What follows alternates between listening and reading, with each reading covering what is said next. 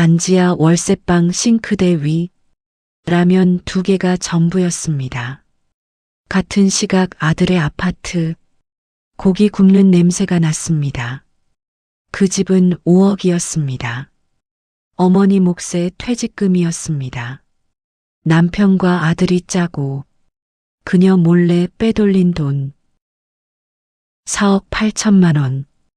그녀에게 남은 전부 월 75만 원뿐이었습니다. 변호사 사무실 형광등이 낮게 웅웅거리고 있었습니다. 그 소리만이 유일하게 방안을 채우고 있었습니다. 테이블 한쪽에 여자 한 명이 앉아 있었습니다. 이름 박순자, 나이 63, 흰머리가 흐트러진 채 고개를 숙이고 있었습니다. 손가락 끝이 미세하게 떨리고 있었습니다. 테이블 위에는 서류 묶음이 놓여 있었습니다. 이혼 재산분할 확정 통지서 14글자가 그녀의 20년을 정리하고 있었다. 변호사가 서류를 펼쳤습니다. 어머님, 분할연금 결과가 나왔습니다. 국민연금공단 기준으로 산정된 금액입니다. 월 75만 원입니다. 박순자는 고개를 들었습니다. 입술이 달싹였지만 소리는 나오지 않았습니다. 75만 원. 29에 결혼했습니다. 남편이 출근하면 새벽 5시에 일어나 도시락을 쌌습니다. 아이가 아프면 밤새 이마에 수건을 얹었습니다. 명절이면 시댁 제사상을 혼자서 차렸습니다. 그 시절로 돌아가 봐야 합니다. 그녀는 20년 동안 단 하루도 쉰 적이 없었습니다. 그 세월의 값이 월 75만 원이었습니다. 그런데 바로 그때 그녀의 시선이 한 곳에 꽂혔습니다. 퇴직금 수령 내역서 옆에 또 다른 서류가 있었습니다. 남편 김태호, 퇴직금 총액 8억 원. 박순자의 눈이 멈췄습니다. 8억. 그런데 그 아래 다른 숫자가 적혀 있었습니다. 국민연금공단 신고 금액 3억 2천만 원. 실제로 받은 돈은 8억인데 신고된 금액은 3억 2천. 차액이 4억 8천만 원. 그 돈은 어디로 간 것일까요? 박순자가 물었습니다. 변호사님, 이 숫자가 맞는 건가요? 변호사가 서류를 다시 확인했습니다. 어머님, 퇴직금 총액과 신고 금액이 일치하지 않습니다. 차액이 4억 8천만 원 가까이 됩니다. 이건 추가 확인이 필요합니다. 박순자는 그제서야 등을 의자에 기댔습니다. 4억 8천만 원. 그 돈이면 월세방이 아니라 작은 아파트라도 살 수 있었습니다. 그 돈이면 라면이 아니라 따뜻한 밥을 먹을 수 있었습니다. 그 돈이면 이 나이에 이렇게 떨고 있지 않아도 됐습니다. 변호사가 조심스럽게 입을 열었습니다. 어머님 혹시 남편분 퇴직 전후로 큰 돈이 움직인 적 있습니까? 박순자는 천천히 기억을 더듬었습니다. 3년 전이었습니다. 남편이 퇴직하던 해 아들 준혁이가 아파트를 샀습니다. 38살짜리 회사원이 5억짜리 아파트를 산 것이었습니다. 그때 박순자는 아무런 의심을 하지 않았습니다. 그녀는 속으로 이렇게 생각했습니다. 아들이 잘 됐구나. 대견하다. 그게 내 돈이었을 줄은 꿈에도 몰랐습니다. 변호사가 말했습니다. 어머님, 아드님 아파트 매입 시점과 퇴직금 인출 시점을 확인해 봐야 합니다. 만약 시점이 일치한다면 재산 은닉에 해당할 수 있습니다. 박순자의 입에서 나직한 탄식이 흘러나왔습니다. 아이고, 그 한마디가 사무실 안을 무겁게 눌렀습니다. 변호사가 다시 물었습니다. 어머님, 혹시 보험도 확인해 보셨습니까? 생명보험이나 연금보험, 수익자가 변경된 적은 없습니까? 박순자는 고개를 저었습니다. 보험은 남편이 다 알아서 했습니다. 나는 그런 거 잘 모릅니다. 변호사의 표정이 미세하게 굳었습니다.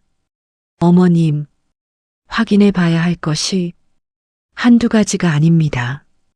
박순자는 자리에서 일어서지 못했습니다. 다리에 힘이 없었습니다. 형광등 불빛이 여전히 웅웅거리고 있었습니다. 그 소리가 이제는 그녀의 머릿속까지 파고드는 것 같았습니다. 20년이었습니다. 새벽에 일어나 밤늦게 잠들고 아이들 밥 먹이고 남편 양복 다려주고 시어머니 병원 모시고 명절 제사상 차리고 그 20년 동안 그녀의 이름으로 된 것은 아무것도 없었습니다. 통장도 남편 이름, 집도 남편 이름, 보험도 남편 이름. 그녀는 이 가정에서 이름 없는 사람이었습니다. 그리고 이혼이 확정되자 그녀에게 돌아온 것은 월 75만 원. 그것이 전부였습니다. 하지만 그것이 끝이 아니었습니다. 사라진 4억 8천만 원. 그 돈의 행방을 그녀는 반드시 찾아낼 것이었습니다. 변호사 사무실을 나서며 박순자는 걸음을 멈췄습니다. 복도 창문 너머로 해가 지고 있었습니다. 붉은 노을이 건물 사이로 번지고 있었습니다. 그녀는 속으로 이렇게 다짐했습니다. 더 이상 당하고만 있지는 않을 것이다. 그 다짐이 무엇을 불러올지 그녀는 아직 몰랐습니다. 하지만 한 가지는 분명했습니다. 그 4억 8천만 원의 끝에는 그녀가 상상하지 못한 이름이 적혀 있었습니다. 그리고 그 이름은 그녀가 이 세상에서 가장 믿었던 사람의 것이었습니다. 그것은 34년 전 일이었습니다. 29 박순자는 작은 예식장에서 결혼식을 올렸습니다. 하객은 많지 않았습니다. 양가 친척 합쳐서 50명 남짓이었습니다. 하지만 그날 그녀의 얼굴에는 환한 웃음이 가득했습니다. 신랑 김태호, 31살, 중소기업 생산관리 과장, 키가 크고 어깨가 넓은 사람이었습니다. 말수는 적었지만 웃을 때 눈가에 주름이 잡히는 그런 사람이었습니다. 결혼 첫날 밤 김태호가 말했습니다. 내가 열심히 벌 테니까 당신은 집안만 잘 맡아줘. 박순자가 웃으며 대답했습니다. 걱정 마세요. 제가 잘할게요. 그것이 20년 계약의 시작이었습니다. 계약서는 없었습니다. 도장도 찍지 않았습니다. 다만 서로를 믿었습니다. 이듬해 봄, 첫째 아들 준혁이가 태어났습니다. 3kg 400g, 분만실에서 나온 박순자의 손에 조그만 아기가 안겨 있었습니다. 김태호가 복도에서 들어오며 말했습니다. 고생했어. 수고했어, 당신. 그 목소리가 따뜻했습니다. 박순자는 그 한마디에 모든 고통이 사라지는 것 같았습니다. 2년 뒤 둘째 딸 서연이가 태어났습니다. 아들 하나, 딸 하나. 박순자는 그것만으로 충분하다고 생각했습니다. 아침 5시에 일어났습니다.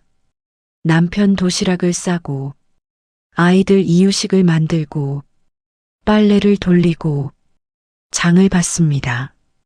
오후에는 아이들을 소아과에 데려가고 공원에서 놀아주고 저녁밥을 지었습니다. 남편이 퇴근하면 밥상을 차려놓고 마주 앉아 밥을 먹었습니다. 그게 하루였습니다. 매일이 그랬습니다. 힘들지 않았느냐고 물으면 그녀는 이렇게 대답했을 것입니다. 힘들었지만 그래도 행복했습니다. 준혁이가 처음 걸음마를 뗀 날이 있었습니다. 거실에서 비틀비틀 세 걸음을 걸었습니다. 박순자가 소리쳤습니다. 여보 여보, 준혁이가 걸었어. 김태호가 달려왔습니다. 부부가 아이를 사이에 두고 마주보며 웃었습니다. 그 웃음이 진짜였습니다. 서연이가 유치원에서 그림을 그려왔습니다. 엄마, 아빠, 오빠, 그리고 나, 4명이 손을 잡고 서 있는 그림이었습니다. 박순자는 그 그림을 냉장고에 붙여 놓았습니다. 1년 넘게 떼지 않았습니다. 김태호의 월급은 120만 원에서 시작했습니다. 많지 않았습니다. 박순자는 살림을 쪼개고 아이들 옷은 물려 입히고 외식은 한 달에 한 번으로 줄였습니다. 그래도 부족한 달이 있었습니다. 그럴 때면 김태호가 미안한 표정을 지었습니다. 당신한테 미안해. 좀만 참아줘. 조금만 더 버티면 내가 올려줄 수 있을 거야. 박순자는 웃었습니다. 괜찮아요. 우리 잘하고 있어요. 그 말이 진심이었습니다. 5년이 지나고 김태호가 과장에서 차장으로 승진했습니다. 월급이 200만 원이 됐습니다. 그리고 10년이 지나 부장이 됐습니다. 월급이 350만 원이 됐습니다. 살림이 조금씩 나아졌습니다. 아이들도 자라고 있었습니다. 준혁이는 중학생이 됐고 서연이는 초등학교 4학년이었습니다. 박순자의 하루는 여전히 새벽 5시에 시작됐습니다.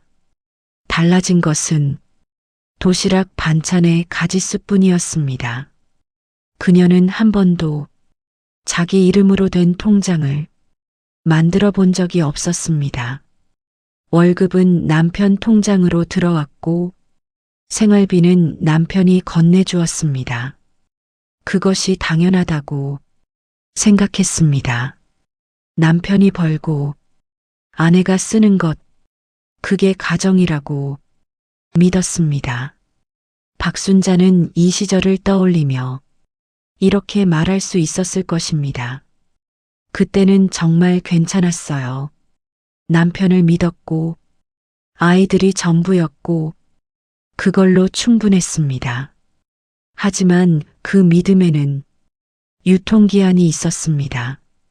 그리고 그녀는 그 사실을 까맣게 모르고 있었습니다.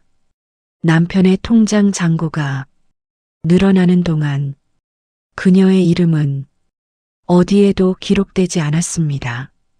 국민연금도 남편 이름, 건강보험도 남편 이름, 집 명의도 남편 이름, 박순자라는 이름은 주민등록 등본 한 줄에만 존재하고 있었습니다.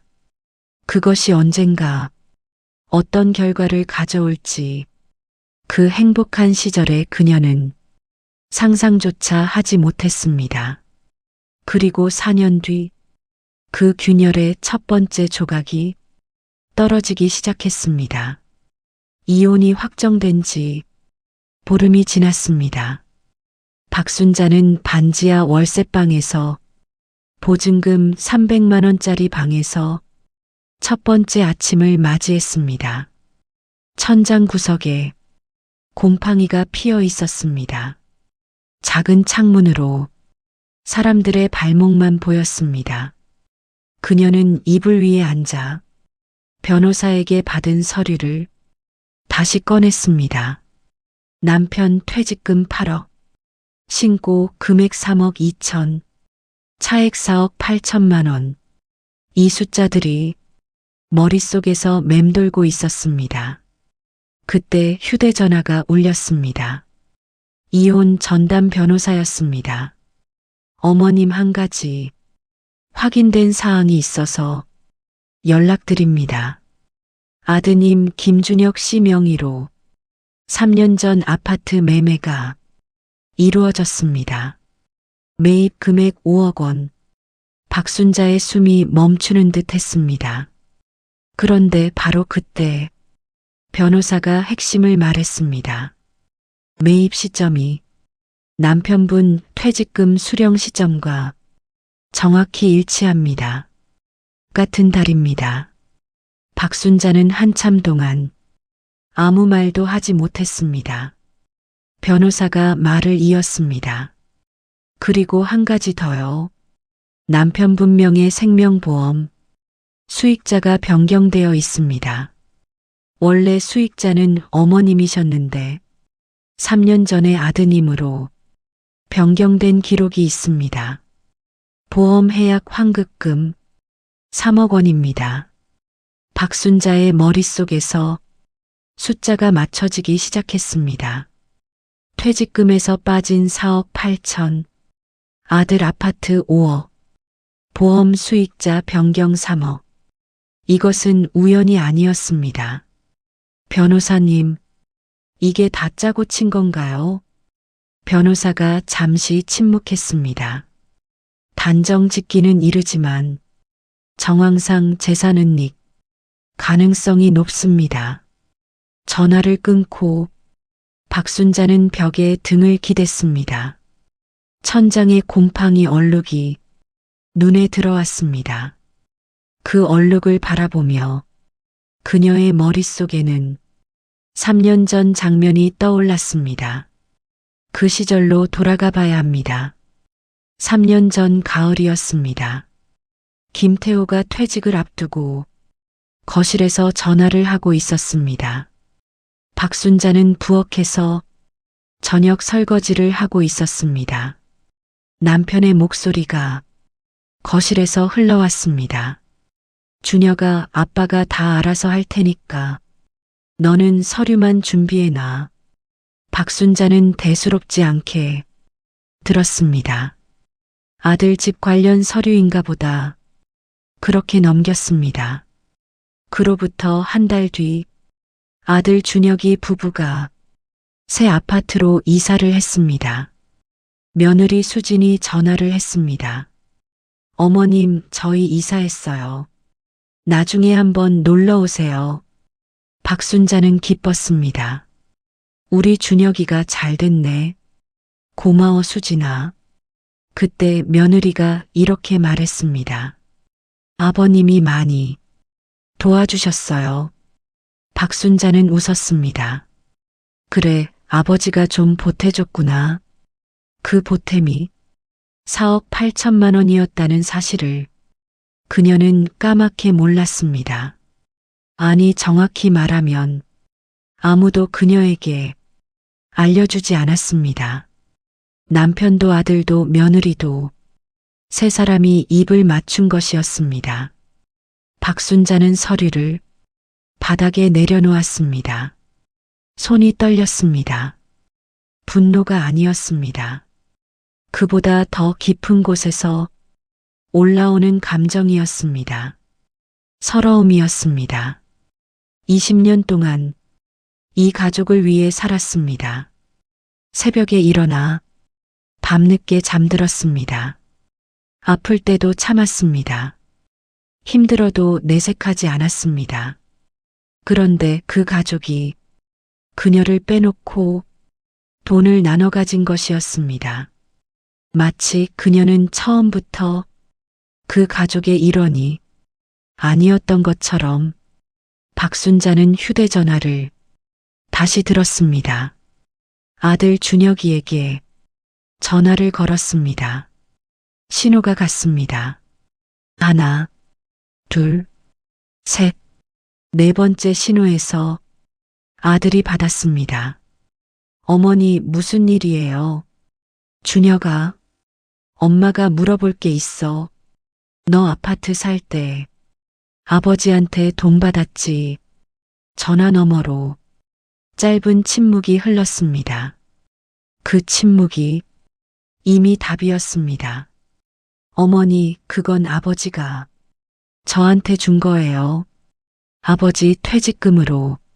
아버지가 알아서 한 거예요. 박순자의 목소리가 낮아졌습니다. 그 돈이 얼마인지 너는 알고 있었어.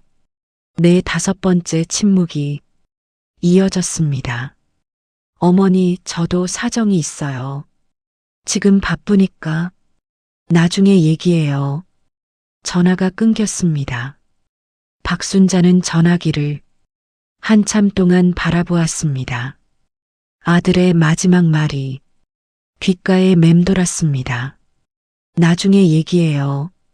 그 나중은 오지 않을 것이었습니다. 박순자는 알고 있었습니다. 그리고 이틀 뒤 그녀에게 예상치 못한 연락이 왔습니다. 법률구조공단에서였습니다. 법률구조공단 상담실은 좁고 조용했습니다. 하얀 벽에 법률 포스터가 붙어 있었습니다.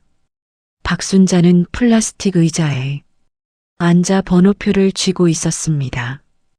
구겨진 서류 봉투를 무릎 위에 올려놓고 있었습니다. 30분을 기다렸습니다. 상담실 문이 열렸습니다. 안으로 들어가자 한 여자가 앉아 있었습니다. 최정민 변호사, 단정한 새치머리에 짙은 회색 재킷을 입고 있었습니다. 눈빛이 날카로웠지만 목소리는 차분했습니다. 앉으세요, 어머님. 서류 보여주시겠어요? 박순자는 봉투에서 서류를 꺼냈습니다. 이혼 재산분할 통지서, 퇴직금 수령 내역서, 아들 아파트 등기부등본. 최 변호사가 서류를 한 장씩 넘겼습니다.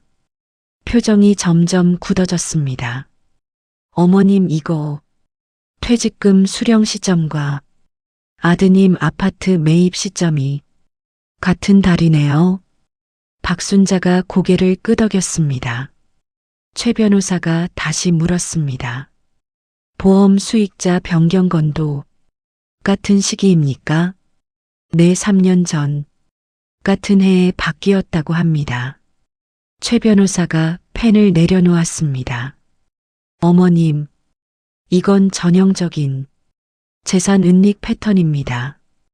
퇴직 전후로 배우자 몰래 재산을 이전하고 이혼 시 분할 대상에서 빠지게 만드는 방법이에요.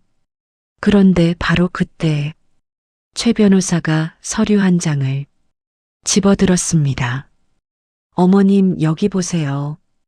퇴직금 8억 중 3억 2천만 원만 신고됐고 나머지 4억 8천이 빠져 있는데요. 이 금액이 아드님 아파트 계약금과 중도금 합계와 거의 일치합니다. 박순자의 입에서 낮은 탄식이 흘러나왔습니다. 어휴, 최 변호사가 말을 이었습니다. 추가로 확인해야 할 게 있습니다. 은행 거래 내역을 조회하면 돈의 흐름을 추적할 수 있어요. 그리고 보험 해약 환급금 3억 원도 수익자가 아드님으로 변경되어 있으니 합산하면 7억 8천만 원 가까이 됩니다. 7억 8천. 박순자는 그 숫자를 입속으로 되뇌었습니다. 자신에게 돌아온 것은 월 75만 원인데 빼돌린 돈은 7억 8천. 최 변호사가 또렷하게 말했습니다. 어머님, 사회행위 취소 소송을 진행할 수 있습니다. 쉽게 말하면요. 남편분이 이혼 전에 고의로 재산을 빼돌렸다면 그 거래를 취소시킬 수 있어요. 승소하면 아드님 명의 아파트 가압류도 가능합니다. 박순자의 눈이 미세하게 흔들렸습니다. 그건 아들 집을 압류한다는 뜻이에요. 최 변호사가 고개를 끄덕였습니다. 네, 어머님. 법적으로는 그렇습니다. 박순자는 한참 동안 입을 열지 못했습니다. 최 변호사가 기다렸습니다. 강요하지 않았습니다. 다만 한마디를 덧붙였습니다. 어머님, 지금 어머님한테 남은 게 월 75만 원이에요. 이 돈으로 월세 내고 공과금 내고 밥 해 먹으면 한 달에 남는 돈이 거의 없을 겁니다. 박순자는 알고 있었습니다. 이미 경험하고 있었습니다. 지난달 통장 잔고가 7만 원까지 떨어졌었습니다. 연금 입금일까지 열흘을 라면으로 버텼습니다. 최 변호사가 서류를 정리했습니다. 일단 은행 거래 내역부터 조회하겠습니다. 법원에 사실조회 신청을 하면 남편분과 아드님 명의 금융 거래를 확인할 수 있어요. 시간이 좀 걸릴 수 있는데 기다리실 수 있으시겠어요? 박순자가 대답했습니다. 기다리겠습니다. 그 목소리는 조용했지만 단단했습니다. 그날부터 증거 수집이 시작됐습니다. 최 변호사가 법원에 사실조회를 신청했습니다. 2주 뒤 첫 번째 결과가 나왔습니다. 김태호 명의 은행 거래 내역. 퇴직금 8억이 입금된 날, 같은 날 5억이 인출됐습니다. 인출처, 김준영 명의 부동산 중개계좌. 최 변호사가 전화를 걸었습니다. 어머님 거래 내역 확인됐습니다. 퇴직금 입금 당일 5억이 아드님 명의 계좌로 이체됐습니다. 같은 날입니다. 박순자는 수화기를 쥔 채 벽을 바라보았습니다. 같은 날이라는 말이 가슴에 박혔습니다. 준비된 것이었습니다. 미리 계획하고, 미리 준비하고, 미리 실행한 것이었습니다. 최 변호사가 계속했습니다. 그리고 보험 건도요. 수익자 변경 날짜가 퇴직금 인출 날짜보다 한 달 앞서 있습니다. 먼저 보험 수익자를 바꾸고 그 다음에 퇴직금을 빼돌린 겁니다. 순서까지 짜여 있었습니다. 박순자는 수화기를 내렸습니다. 거실 벽시계가 초침을 움직이고 있었습니다. 똑딱똑딱 그 소리가 유난히 크게 들렸습니다. 그녀는 속으로 이렇게 생각했습니다. 20년 동안 나만 모르고 있었구나. 남편도 알고 있었고, 아들도 알고 있었고, 며느리도 알고 있었다. 나만 몰랐다. 그 깨달음이 분노보다 먼저 서러움으로 왔습니다. 하지만 그녀는 울지 않았습니다. 대신 최 변호사에게 문자를 보냈습니다. 변호사님, 소송 준비해 주세요. 최 변호사가 답장을 보냈습니다. 알겠습니다, 어머님.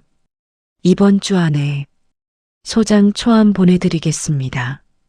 박순자는 휴대전화를 테이블 위에 내려놓았습니다. 창문 밖 하늘이 어두워지고 있었습니다. 그녀의 표정에는 더 이상 떨림이 없었습니다. 그리고 사흘 뒤 최 변호사에게서 연락이 왔습니다. 어머님, 소장 초안 완성됐는데요. 한 가지 말씀드릴 게 있습니다. 이 소송을 진행하면 상대방은 남편분과 아드님 두 분 다 됩니다. 두 분 다 법정에 세워야 합니다. 그 말의 무게가 전화기 너머로 전해졌습니다. 소장 초안이 박순자의 손에 들려 있었습니다. 원고 박순자, 피고 김태호 외일인, 외일인. 그 한 줄이 눈에서 떠나지 않았습니다. 외일인이 아들이었습니다. 최 변호사가 설명했습니다. 어머님 사회행위 취소 소송은 재산을 빼돌린 사람과 그걸 받은 사람 모두를 상대로 해야 합니다. 남편분이 빼돌렸고 아드님이 받았으니까 두 분 다 피고가 됩니다. 박순자가 물었습니다. 아들을 빼고 남편만 상대로 하면 안 되는 건가요? 최 변호사가 고개를 저었습니다. 그러면 소송 자체가 성립하지 않습니다. 아파트가 아드님 명의니까요. 박순자는 소장을 테이블 위에 내려놓았습니다. 그리고 한참 동안 아무 말도 하지 않았습니다. 최 변호사가 기다렸습니다. 어머님, 시간은 있습니다. 천천히 생각하셔도 됩니다. 박순자가 입을 열었습니다. 변호사님, 이기면 어떻게 되는 거예요? 최 변호사가 대답했습니다. 사회행위가 인정되면 아드님 명의 아파트에 가압류가 들어갑니다. 그리고 숨겨진 재산에 대한 추가 분할이 이루어집니다. 보험금 3억도 반환 대상이 될 수 있고요. 박순자가 다시 물었습니다. 지면 어떻게 되는 거예요? 최 변호사가 솔직하게 말했습니다. 지면 소송 비용 부담이 생기고 현재 상태가 그대로 유지됩니다. 월 75만 원. 그대로입니다. 박순자는 눈을 감았습니다. 그런데 바로 그때 최 변호사가 서류 한 장을 더 꺼냈습니다. 어머님, 사실 오늘 한 가지 더 확인된 게 있습니다. 며느리 이수진 씨 명의로 적금이 하나 있는데요. 3년 전 개설됐고 매월 200만 원씩 납입되고 있습니다. 납입 출처가 아드님 계좌입니다. 그런데 아드님 월급에서는 매월 200만 원씩 빠져나갈 여력이 없어요. 이 돈의 원천도 추적해 봐야 합니다. 박순자의 얼굴이 미세하게 일그러졌습니다. 며느리까지 세 식구가 한 통속이었습니다. 남편이 빼돌리고 아들이 받고 며느리가 쌓고 그 구조 안에서 박순자만 빠져 있었습니다. 최 변호사가 조용히 말했습니다. 어머님, 증거는 충분합니다. 은행 거래 내역, 아파트 등기 이전 시점, 보험 수익자 변경 기록, 며느리 적금 납입 내역, 이 네 가지가 다 맞물립니다. 승소 가능성 상당히 높습니다. 박순자는 눈을 떴습니다. 변호사님, 내가 이 소송을 하면 아들하고는 끝이에요.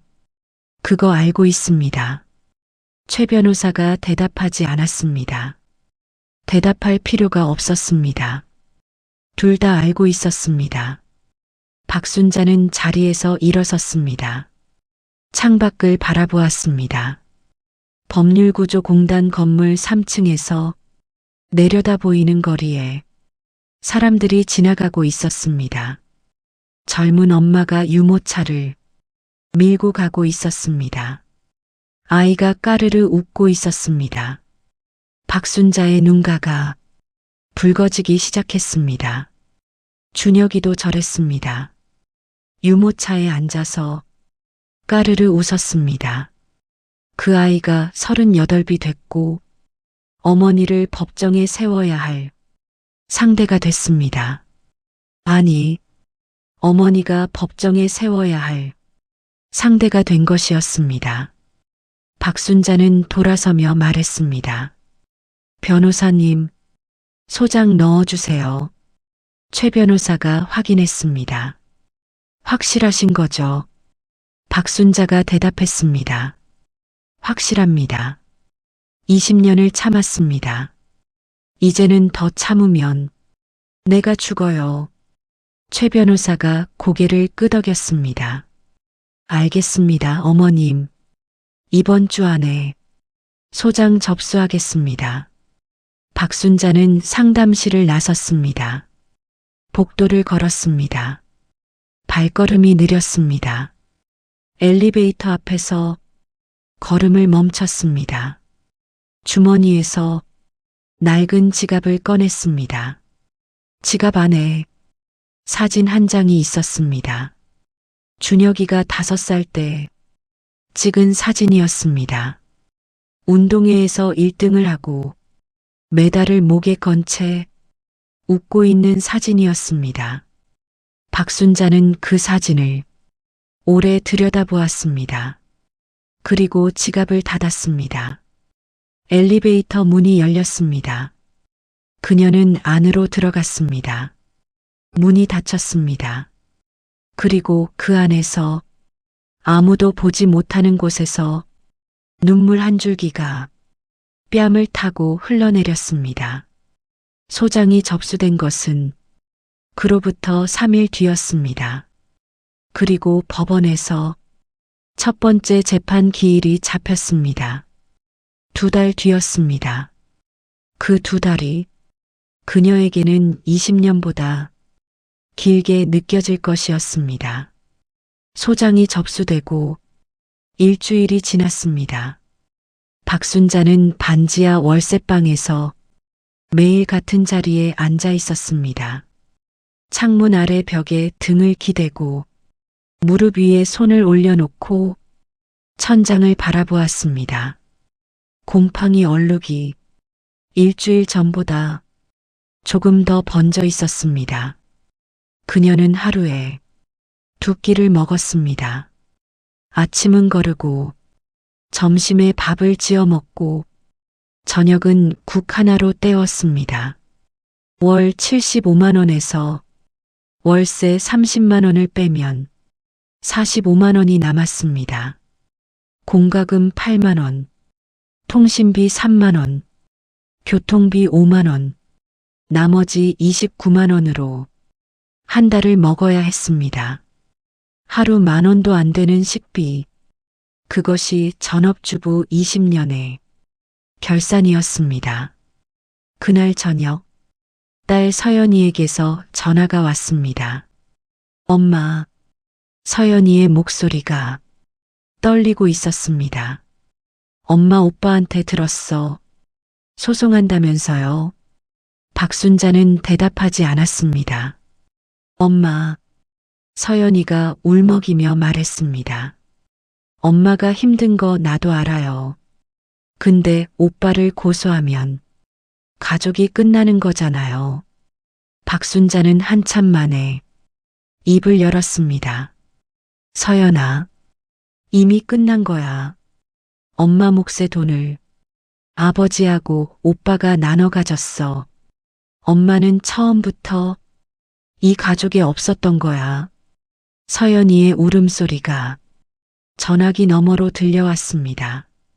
엄마 그런 말하지 마요. 엄마가 없었던 게 아니라 다들 잘못한 거잖아요. 박순자는 눈을 감았습니다. 서연아 엄마가 미안해. 전화를 끊었습니다. 그날 밤 박순자는 잠을 이루지 못했습니다. 새벽 2시 천장을 바라보며 생각이 꼬리를 물었습니다. 내가 잘하는 건가? 아들을 법정에 세우는 게 옳은 건가? 20년을 키운 자식인데 그 자식이 나를 속였어도 내가 먼저 법정에 세우는 게 맞는 건가? 그녀는 이불을 걷어차고 일어났습니다. 부엌으로 가서 물을 한 잔 마셨습니다. 싱크대 위에 라면 3개가 놓여 있었습니다. 이번 달 남은 식량이었습니다. 그것을 보는 순간 다른 장면이 떠올랐습니다. 아들 집 냉장고. 지난해 명절에 갔을 때 냉장고 문을 열었더니 한우 세트가 3개나 들어 있었습니다. 과일도 가득했고 반찬통도 빼곡했습니다. 그때 며느리가 말했습니다. 어머님 많이 드세요. 그 냉장고의 한우와 이 싱크대의 라면, 그 차이를 만든 것이 바로 그 4억 8천만 원이었습니다. 박순자는 물컵을 싱크대에 내려놓았습니다. 다음 날 오후 경로당에 나갔습니다. 처음 가본 곳이었습니다. 할 일이 없어서 간 것이었습니다. 경로당 안에는 5-6명의 어르신이 앉아 있었습니다. 구석자리에 앉았습니다. 아무하고도 말을 섞지 않았습니다. 그때 옆자리에 한 여자가 앉았습니다. 얼굴이 검게 그을려 있었고 손이 거칠었습니다. 처음 보는 얼굴이지. 나는 옥순이야. 여기 온 지 오래됐어. 박순자는 가볍게 고개를 끄덕였습니다. 옥순이 물었습니다. 혼자 사는 거야? 네. 남편은 이혼했습니다. 옥순이 고개를 끄덕였습니다. 나도 그래. 12년 전에 갈라섰어. 자식들은 아들 하나, 딸 하나요. 연락은? 박순자는 대답하지 않았습니다. 옥순이 웃었습니다. 안 해도 돼. 다 비슷해.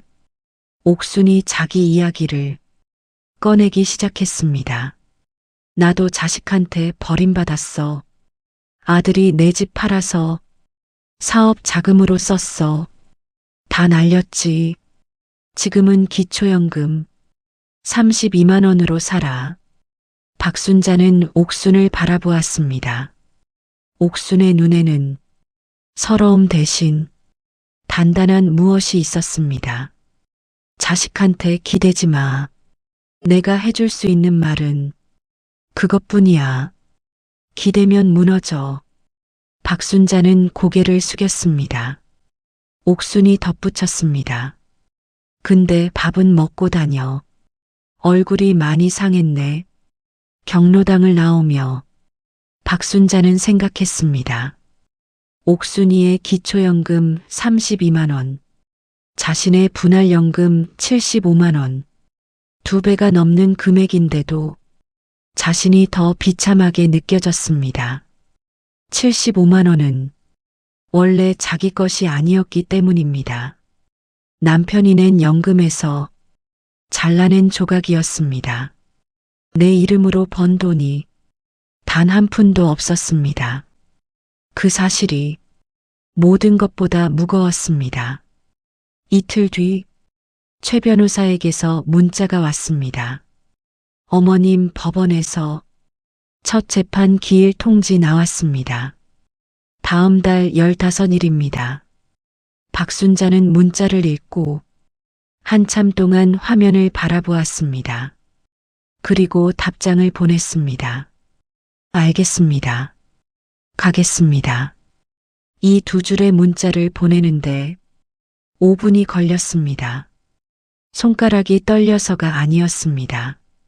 그 2줄이 돌이킬 수 없는 다리를 건너는 것임을 알았기 때문입니다. 법원 복도는 발걸음 소리가 울렸습니다. 대리석 바닥이 차갑게 빛나고 있었습니다. 박순자는 검은 외투를 입고 복도 끝 나무 벤치에 앉아 있었습니다. 최 변호사가 옆에 서서 서류를 정리하고 있었습니다. 어머님, 오늘은 첫 번째 재판입니다. 상대방 측에서 어떤 반박이 나올지 모르니 마음 단단히 드세요. 박순자가 고개를 끄덕였습니다. 법정 문이 열렸습니다. 안으로 들어갔습니다. 원고석에 박순자와 최 변호사가 앉았습니다. 피고석에는 아직 아무도 없었습니다. 2분 뒤 법정 문이 다시 열렸습니다. 김태호가 들어왔습니다. 염색한 검정 머리, 다크 네이비 점퍼, 반듯한 자세.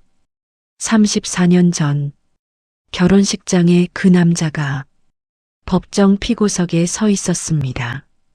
그리고 그 뒤로 아들 준혁이가 들어왔습니다. 하얀 와이셔츠에 넥타이를 풀어 헤친 채 고개를 숙이고 있었습니다. 박순자와 아들의 시선이 잠깐 마주쳤습니다. 준혁이가 먼저 눈을 돌렸습니다. 그 순간이 3초였습니다. 3초 안에 38년의 모자 관계가 흔들리는 것이 보였습니다. 남편 측 변호사가 자리에 앉았습니다. 다부진 체형에 검은 양복을 입은 중년 남자였습니다. 판사가 입장했습니다. 새치머리에 검은 법복. 법정이 조용해졌습니다. 판사가 말했습니다. 원고 측 주장을 진술하세요. 최 변호사가 일어섰습니다. 원고 박순자는 피고 김태호와 20년간 혼인관계를 유지했으며 그 기간 동안 전업주부로서 가사와 양육을 전담했습니다. 피고 김태호는 퇴직금 8억 원 수령 후 그중 4억 8천만 원을 피고 김준영 명의로 이전하여 재산분할 대상에서 제외시켰습니다. 이는 명백한 사회행위에 해당하며 원고는 그 취소를 청구합니다. 판사가 피고 측을 보았습니다. 피고 측 의견 있습니까? 남편 측 변호사가 일어섰습니다. 그런데 바로 그때 예상치 못한 주장이 나왔습니다. 피고 김태호가 아들에게 이전한 금액은 증여에 해당합니다. 부모가 자녀에게 재산을 증여하는 것은 정당한 행위이며 사회행위에 해당하지 않습니다.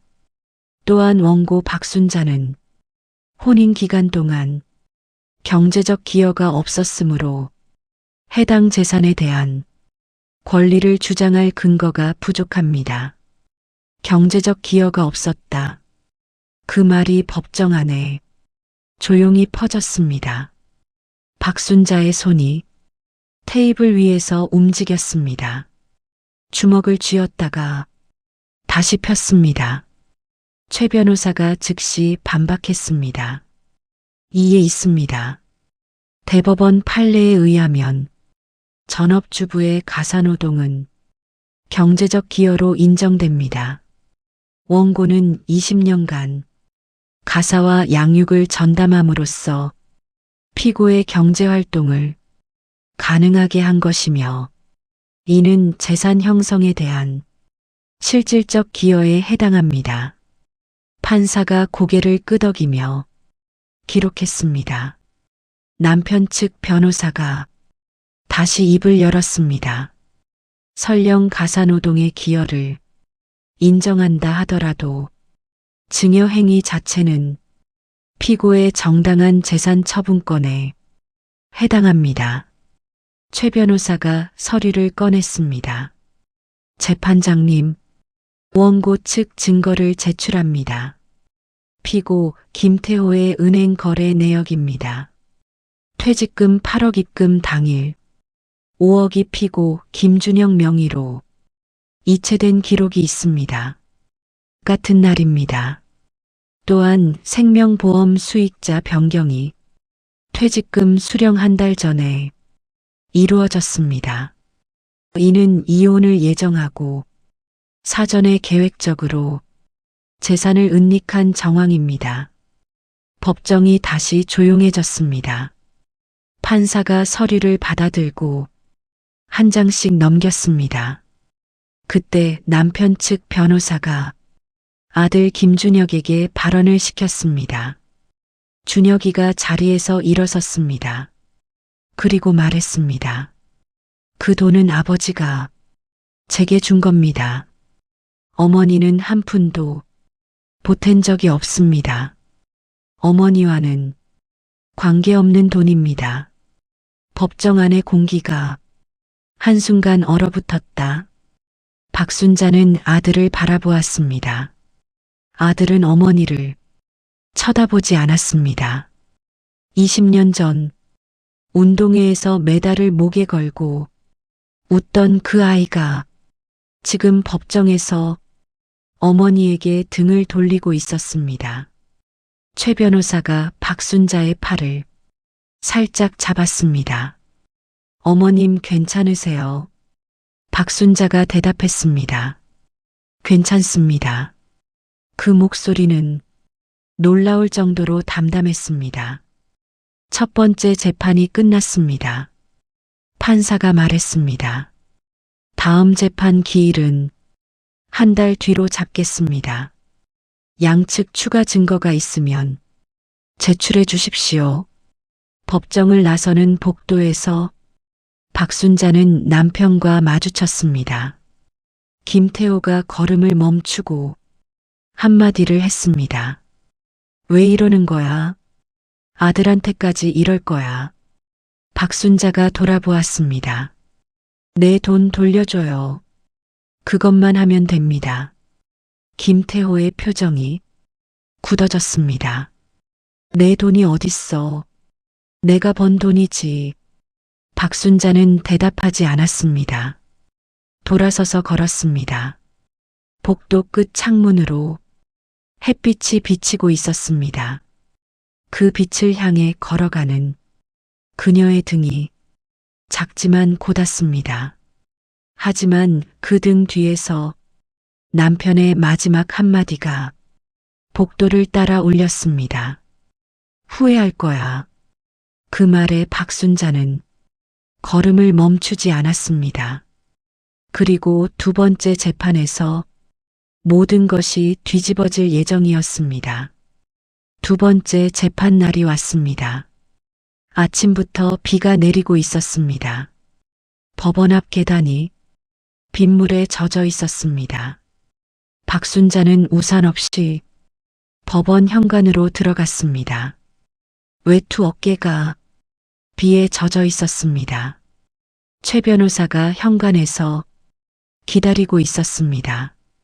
어머님, 오늘이 중요합니다. 추가 증거 다 준비했으니까 제가 맡겨주세요. 박순자가 고개를 끄덕였습니다. 법정에 들어섰습니다. 피고석에 김태호와 준혁이가 나란히 앉아 있었습니다. 지난번과 달라진 것이 있었습니다. 김태호의 얼굴에 여유가 사라져 있었습니다. 준혁이는 고개를 더 깊이 숙이고 있었습니다. 판사가 입장했습니다. 오늘 재판을 시작합니다. 원고 측 추가 증거 있습니까? 최 변호사가 일어섰습니다. 네, 재판장님. 결정적 증거를 제출합니다. 법정 안이 조용해졌습니다. 최 변호사가 서류를 꺼냈습니다. 첫 번째, 피고 김준혁 명의 아파트 매매 계약서입니다. 계약금 5천만 원, 납입일이 피고 김태호, 퇴직금 수령일과 동일합니다. 그런데 바로 그때 최 변호사가 두 번째 서류를 꺼내 들었습니다. 두 번째, 피고 김준혁의 배우자 이수진 명의 적금 내역입니다. 매월 200만 원씩 3년간 납입되었으며 총액 7,200만 원입니다. 납입 출처는 피고 김준혁 계좌인데 피고 김준혁의 월급 수준으로는 이 금액의 납입이 불가능합니다. 즉, 이 적금의 원천도 피고 김태호의 퇴직금에서 나온 것으로 추정됩니다. 남편 측 변호사의 표정이 미세하게 변했습니다. 최 변호사가 계속했습니다. 세 번째, 피고 김태호 명의 생명보험 수익자 변경 기록입니다. 수익자가 원고 박순자에서 피고 김준혁으로 변경된 날짜가 이혼 소송 제기 2달 전입니다. 이 모든 증거를 종합하면 피고 측은 이혼을 계획하면서 사전에 재산을 은닉한 것이 명백합니다. 판사가 서류를 받아 한 장씩 확인했습니다. 법정이 3분 동안 조용했습니다. 판사가 피고 측을 보았습니다. 피고 측 이에 대한 소명이 있습니까? 남편 측 변호사가 일어섰습니다. 재판장님, 피고 측은 말이 잠깐 끊겼습니다. 그리고 이어 말했습니다. 피고 김태호는 자녀에 대한 증여의 정당성을 주장하며 박순자가 그 말을 듣고 있었습니다. 그녀의 표정은 변하지 않았습니다. 판사가 손을 들어 발언을 멈추게 했습니다. 피고 측 변호인, 본 재판부는 추가 증거를 검토한 결과 재판을 종결하고 판결을 선고하겠습니다. 법정이 다시 고요해졌습니다. 김태호의 얼굴이 창백해졌습니다. 준혁이가 고개를 들어 판사를 바라보았습니다. 판사가 판결문을 읽기 시작했습니다. 주문, 피고 김태호가 피고 김준혁에게 이전한 부동산 매매 계약은 사회행위에 해당하므로 이를 취소한다. 피고 김준혁 명의 아파트에 대하여 가압류를 인정한다. 피고 김태호가 변경한 생명보험 수익자 지정 행위는 사회행위에 해당하므로 이를 취소하고 보험해약 환급금 3억 원을 원고에게 반환하라. 또한 은닉된 퇴직금에 대한 추가 재산 분할로서 3억 원을 원고에게 지급하라. 법정 안에 판사의 목소리만 울리고 있었습니다. 아파트 가압류, 보험금 3억 반환, 추가 재산 분할 3억, 합산 6억. 김태호가 자리에서 일어나려다 다시 앉았습니다. 다리에 힘이 없는 듯 했습니다. 준혁이의 입술이 파르르 떨리고 있었습니다. 남편 측 변호사가 서류를 닫았습니다. 말이 없었습니다. 최 변호사가 박순자를 보았습니다. 어머님 이겼습니다. 박순자는 그 말을 듣고 아무런 표정도 짓지 않았다. 이겼다는 말이 기쁨으로 오지 않았습니다. 법정을 나서려는 순간 준혁이가 뒤에서 말했습니다. 어머니, 박순자가 걸음을 멈췄습니다. 돌아보지 않았습니다. 어머니 어떻게 이럴 수 있어요. 저한테 이럴 수 있어요. 박순자는 3초 동안 가만히 서 있었습니다. 그리고 돌아보며 말했습니다. 준혁아, 너도 나한테 그러지 말았어야지. 그것이 법정에서 나눈 마지막 대화였습니다. 박순자는 법정을 나왔습니다. 복도를 걸었습니다. 최 변호사가 뒤따라왔습니다. 어머님 괜찮으세요? 박순자가 걸음을 멈추지 않고 대답했습니다. 괜찮습니다. 변호사님 고맙습니다. 법원 현관을 나서자 비가 그쳐 있었습니다. 하늘이 회색이었습니다. 박순자는 젖은 계단을 한 계단씩 내려갔습니다. 주머니에서 전화기를 꺼냈습니다. 전화할 곳이 없었습니다. 승리를 알릴 사람이 아무도 없었습니다. 그녀는 전화기를 다시 주머니에 넣었습니다. 법원 앞 벤치에 앉았습니다. 젖은 벤치였습니다. 외투가 더 젖었지만 상관없었습니다. 그녀는 하늘을 올려다보았습니다. 회색 구름 사이로 빛 한 줄기가 내려오고 있었습니다. 그 빛이 따뜻하지 않았습니다. 그녀가 이긴 것은 3억이 아니었습니다. 그녀가 잃은 것은 돈이 아니었습니다. 그리고 그날 밤부터 전화가 오기 시작했습니다. 판결 다음 날 밤 전화가 울렸습니다. 며느리 수진이었습니다. 박순자는 전화를 받았습니다. 어머님, 수진의 목소리가 차갑게 깔려 있었습니다. 어머님이 뭘 하신 건지 아시는 거죠?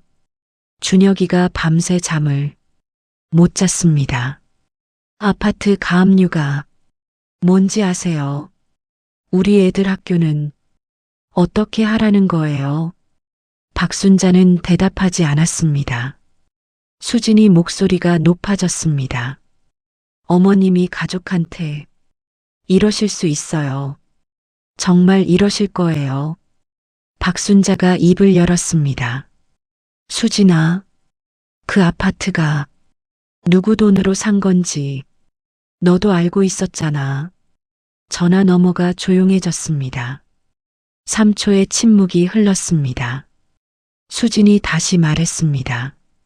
어머님, 저희가 잘못한 거 모르는 거 아니에요. 근데 이건 너무하잖아요. 가족끼리 법정까지 가는 게 정상이에요. 박순자가 대답했습니다. 가족끼리 돈을 빼돌리는 게 정상이야. 전화가 끊겼습니다. 박순자는 전화기를 테이블 위에 내려놓았습니다. 그리고 오래도록 그 전화기를 바라보았습니다. 3일이 지났습니다. 아들 준혁이에게서 문자가 왔습니다. 어머니, 저는 앞으로 어머니를 어머니라고 부르지 않겠습니다. 항소는 하지 않겠습니다. 대신 저도 어머니를 용서하지 않겠습니다. 박순자는 그 문자를 3번 읽었습니다. 그리고 전화기를 뒤집어 테이블 위에 엎어 놓았습니다. 그녀는 속으로 이렇게 생각했습니다. 내가 이긴 건가, 진 건가, 그 답을 아는 사람은 아무도 없었습니다. 일주일 뒤 최 변호사에게서 연락이 왔습니다. 어머님, 상대방 항소 폭이 확인됐습니다. 판결이 확정됩니다. 보험 해약 환급금 3억과 추가 재산분할금 3억, 합산 6억 원이 어머님 계좌로 들어옵니다. 시기는 약 2달 뒤입니다. 박순자가 물었습니다. 변호사님, 그 돈이 들어오면 뭐가 달라지나요? 최 변호사가 잠시 말이 없었습니다. 그리고 대답했습니다. 어머님, 경제적으로는 많이 달라집니다. 라면 안 드셔도 됩니다. 박순자는 웃었습니다. 웃음이 아니었습니다. 입꼬리가 올라갔다가 바로 내려왔습니다. 그날 저녁, 딸 서연이에게서 전화가 왔습니다. 엄마, 서연이의 목소리도 떨리고 있었습니다. 엄마, 오빠한테 들었어. 오빠가 어머니를 어머니라고 안 부르겠대. 박순자는 대답하지 않았습니다. 엄마, 서연이가 울며 말했습니다. 엄마가 잘못한 거 아니에요. 나는 알아요. 근데 엄마, 오빠도 엄마 아들이잖아요. 박순자의 눈에서 뜨거운 것이 흘러내렸습니다. 서연아, 엄마가 이제 오빠한테는 엄마가 아니래. 그 한마디를 하는데 목소리가 갈라졌습니다. 서연이가 울었습니다. 엄마 내가 있잖아요. 엄마한테는 내가 있어요. 박순자는 전화기를 귀에 대고 한참 동안 딸의 울음소리를 들었습니다. 그것이 지금 그녀에게 남은 유일한 가족이었습니다. 전화를 끊고 박순자는 방 안을 둘러보았습니다. 반지하 월세방, 곰팡이 핀 천장, 사람 발목만 보이는 창문, 싱크대 위 라면 2개. 이 방에서 그녀는 이겼습니다. 법적으로는 이겼습니다. 3억이 들어올 것이고 아파트 가압류가 진행될 것이고 남편의 은닉이 확정될 것입니다. 하지만 이 방 안에 달라진 것은 아무것도 없었습니다. 여전히 혼자였습니다. 여전히 조용했습니다. 여전히 천장의 곰팡이는 번져가고 있었습니다. 박순자는 이불을 펴고 누웠습니다. 천장을 바라보았습니다. 20년 전 이 시간이면 남편 옆에 누워 내일 반찬 뭘 해야 하나 생각하고 있었습니다. 아이들 방에서 숨소리가 들려오고 남편의 코 고는 소리가 옆에서 들렸습니다. 그것이 일상이었습니다. 그 일상이 지금은 없었습니다. 이겼는데 왜 이렇게 허전하지? 그 질문에 대한 답을 그녀는 찾지 못했습니다. 그리고 아마 영영 찾지 못할 것이었습니다. 마이너스 2달이 지났습니다. 봄이 왔습니다. 반지하 창문 너머로 벚꽃잎이 떨어지는 것이 보였습니다. 박순자의 통장에 3억 원이 입금됐습니다. 그녀는 은행 창구에 앉아 통장을 펼쳤습니다. 숫자가 찍혀 있었습니다. 3억 원. 그 옆에 여전히 찍혀 있는 또 다른 숫자, 월 연금 75만 원. 두 숫자가 나란히 통장 위에 있었습니다. 박순자는 통장을 닫았습니다. 은행을 나서며 그녀는 주위를 둘러보았습니다. 거리에 사람들이 걸어가고 있었습니다. 젊은 부부가 아이 손을 잡고 걸어가고 있었습니다. 아이가 웃고 있었습니다. 박순자는 그 모습을 한참 바라보았습니다. 30년 전 자기 모습이었습니다. 반지하에서 작은 원룸으로 이사를 했습니다. 보증금 1,000만 원에 월세 40만 원. 곰팡이는 없었습니다. 창문으로 하늘이 보였습니다. 그것만으로도 달라진 것이었습니다. 이삿짐은 적었습니다. 옷 몇 벌이 든 가방 하나, 이불 한 채, 그리고 서류 봉투 하나. 그것이 전부였습니다. 새 방에 짐을 풀고 박순자는 창가에 앉았습니다. 저녁 햇살이 방 안으로 들어오고 있었습니다. 전화기를 꺼내 보았습니다. 아들에게서 연락은 없었습니다. 판결 이후 단 한 번도 연락이 없었습니다. 며느리도 마찬가지였습니다. 남편은 어디에서 사는지 알 수 없었습니다. 알고 싶지도 않았습니다. 딸 서연이만 일주일에 한 번 전화를 했습니다. 엄마 밥 먹었어요. 응 먹었어. 뭐 먹었어요? 된장찌개. 혼자서요. 응 혼자서. 그 대화가 반복됐습니다. 매주 같은 질문, 매주 같은 대답. 하지만 그 전화가 그녀의 일주일을 버티게 하는 유일한 것이었습니다. 경로당에는 매일 나갔습니다. 옥순이 물었습니다. 소송 끝났다며? 응, 끝났어. 이겼다며? 응. 근데 왜 그 표정이야? 박순자는 웃었습니다. 이기고 나니까 아무것도 안 남더라. 옥순이 고개를 끄덕였습니다. 그래, 다 그래. 나도 아들한테 집 빼앗기고 경찰서까지 갔었는데 돌려받고 나니까 아들 얼굴이 안 보이더라. 그게 더 아프더라. 박순자는 옥순의 거친 손을 바라보았습니다. 그 손이 자기 손과 닮아 있었습니다. 20년 동안 밥 짓고 빨래하고 걸레질하고 설거지한 손, 그 손의 값이 월 75만 원이었습니다. 지금은 3억이 통장에 있었습니다. 하지만 그 3억으로 살 수 없는 것이 있었습니다. 명절에 둘러앉을 가족, 추석에 전 부칠 사람, 설날에 세배 받을 손자, 그 어떤 것도 3억으로 살 수 없었습니다. 어느 날 박순자는 원룸 책상 서랍을 정리하다가 낡은 사진 한 장을 발견했습니다. 준혁이가 5살 때 운동회 사진이었습니다. 메달을 목에 걸고 활짝 웃고 있었습니다. 그 옆에 서연이가 3살짜리 얼굴로 오빠를 올려다보고 있었습니다. 그 뒤에 김태호가 서 있었고 박순자가 아이들 어깨에 손을 올리고 있었습니다.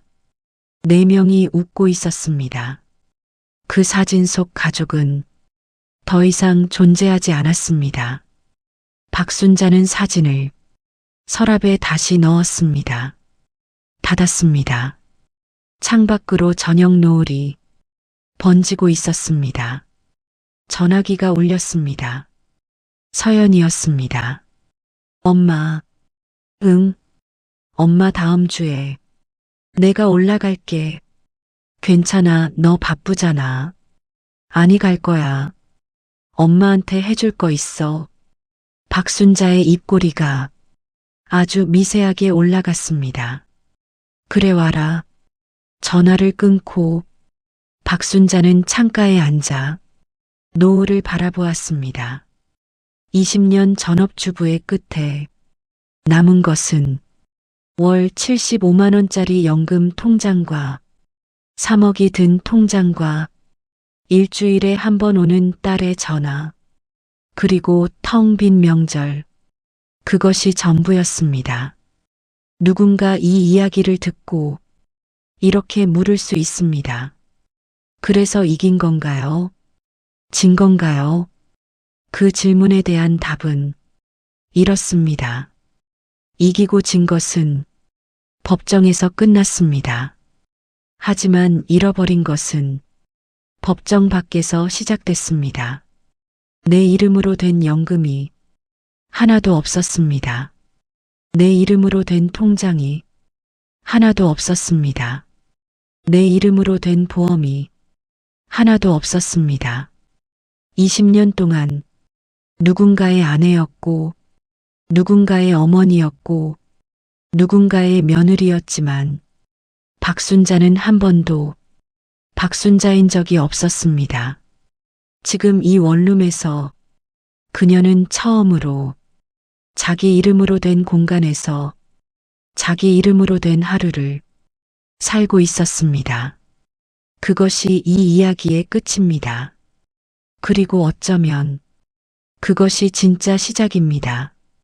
하지만 그 시작이 행복한 것인지는 아무도 알 수 없었습니다. 다만 한 가지 분명한 것이 있었습니다. 오늘도 박순자의 통장에는 매월 같은 날, 같은 금액이 찍힙니다. 월 75만 원. 그것이 20년의 값입니다. 이 이야기가 마음에 남으셨다면 구독과 좋아요를 눌러주세요.